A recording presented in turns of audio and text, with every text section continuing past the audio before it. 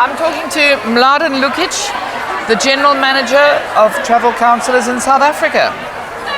Mladen, Travel Counsellors, we know, is a success story in South Africa. It's one of the big success stories of the South African travel industry. So why is Travel Counsellors different from everything else that's out there in terms of an ITC model? We never put ourselves in the same basket. I don't even like to refer to Travel Counsellors as somebody who is in the ITC model. We never felt that where we work from would define who we are. But to answer your question, the one, there are many things, but the one thing that separates us, that defines us, that as a business long time ago we have recognized that what makes Travel Counsellors win is that we care more than anybody else. Okay. Our business is entirely based on the understanding that human beings want to relate to other human beings for the most part. And we use that understanding within the industry that we have. So we want to make sure that all of our customers in every interaction with us have the best possible experience. And that is only possible if you genuinely care about your customers. This is not one of those things that you can fake, because it's very easily understood. So the fact that we care more than anyone else is what stands us apart from any other company in our space. Okay, so give me an example that demonstrates that Travel Counsellors cares more than anybody else, because I see every bank advert tells me how much the bank cares about me, but how do I really know if the bank cares about me? What makes Travel Counsellors more visibly caring? Well, the first thing is the way our business is designed. Our business is designed in the complete reverse process to any other travel agent on the face of the earth. Mm-hmm. So if you look at the traditional process that every travel agent will go to, would have very little of the customer in their eyesight until such time that the customer will come to them. Mm-hmm. So for almost all travel agents, the first time they speak to a customer is when the customer walks into their shops or phones them or sends them an email, yes, or interacts with their website or a web app, yes, and asks them what would it cost to do this and that. Yeah. In our world, that is the last conversation that we have. Our business model is designed in such a way that Travel Counsellors seek the customers out. We don't call them clients, and sometimes it kind of sounds a bit too sugary, but we have friends, we have ambassadors. We find people who at some point in their life will need what we are good at, our travel expertise, and we walk with them through that process until such time that we get to the point that it's no longer a question, can you tell me how much this costs? But it is, let us find out what is it that we can do. Now that difference is what made Travel Counsellors so successful. In this market, and not only in this market, we operate in exactly the same way. But in this market, we started 9 years ago. Yes. I'm not really aware of many other competitors that are that young. And if you look at where Travel Counsellors is right now, in terms of the number of Travel Counsellors that we have, the number of customers, and obviously the volume of business that we cover, and if you have a look around you where we are, it is because of that, because we live with our clients through that entire process. You can only do that if you're not chasing that sale, if you're genuinely interested in doing what you do best, yes, to help that person out there. That's what we mean by when we say we care. Okay, it is a different approach. Okay, but in the present market, it feels like everybody has to chase the buck and chase it really hard, because there are all sorts of threats that are new threats that are coming in from all sides. But do you feel completely confident that this methodology of walking as a friend with the person who really is your client will see travel counsellors through difficult times? Oh, absolutely, absolutely. This conference of ours theme is "My Time Is Now" for that very reason.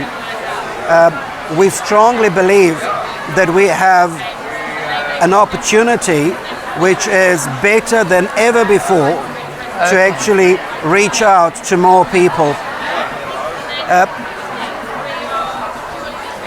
We live in a world, not just in South Africa, but outside. We live in a world which is either in recession, just walked out of a recession. Yeah. The fact is that the environment in which we operate has changed, and it's changed quite considerably. And particularly in our space, there are a lot of financial pressures, and I'm assuming that is what you're referring to, chasing the buck. So what that does, what a recession or whatever you call it does, is that forces every company, not only in the travel business, but every company to excel at the foundation of their business model. So if you price yourself on being the cheapest in the market, you have to be cheaper than ever before to make sure that you succeed in these conditions. If your business model is that you are the most convenient way of selling, web apps, OTAs, you need to make sure that it is even more convenient today to what it was yesterday. In our case, our business model is designed on the fact that we provide excellent personal service. Right. Everything that travel counselors do is entirely personalized. Right. There are no preconceived business processes that we would want to push into the market. Yeah. And what we need to do is to make it exceptional, to make that personal service memorable. Yes. We have been really successful in doing that. In actual fact, tomorrow I will go through some numbers, and last year was our most successful year ever. Really? And in the last 12 months, so from the last conference to this conference, we have grown the business in South Africa by a further 12%. Wow. That's for a year? Over the last 12 months. Wow. So 12% on top of the best year ever. Travel counselors themselves, people around us, have increased their earning by a further 11%. Wow. There is no travel company, well, there are very few companies around who have an increase in salaries of 11%. Yeah. We have now done 5 consecutive years. This is the 5th consecutive years that we have double-digit increases. Wow. And that is because there are so many people out there Yes. who want to feel like the person that is talking to them actually hears them. They want to know that when they talk to a travel counselor, it's not some kind of algorithm that is going to predetermine what their options are going to be. Yes. When they talk to us, they want to know that a travel counselor is not going to peddle a company management line that will say that override is the king, that incentive is the king, and that will decide to send the customer via a destination that is serviced by an airline that is going to give me the biggest override. People want to know that we genuinely have their best interests at heart. And that is not easy to hide, that is not easy to fake. So yes, many companies say, oh, customers are number one, but how you live that in everyday conversation is very, very easy. So if you have a whole lot of advertising that forces your staff to sell a particular product, you can't turn around and say, no, this is entirely personalized by you, and you saw it in Sunday Times 2 weeks before. Yeah. It doesn't work. Absolutely. Clearly, there are customers that are going to go for the lowest cost. Yes. Clearly, there are customers that are going to go for the highest convenience. Yes. And we understand that.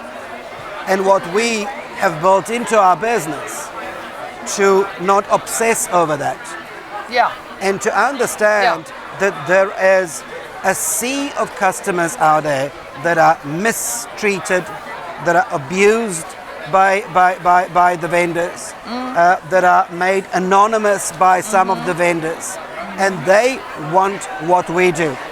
Yeah. So I have absolutely no doubt that in the current environment, Yeah. we will succeed. We have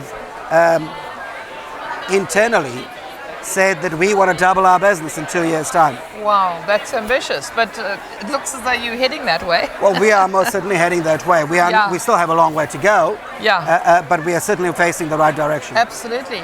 I wanted to ask you something. Steve Byrne was talking a little bit earlier. One of the trends that he identifies is the sort of blending of leisure with corporate.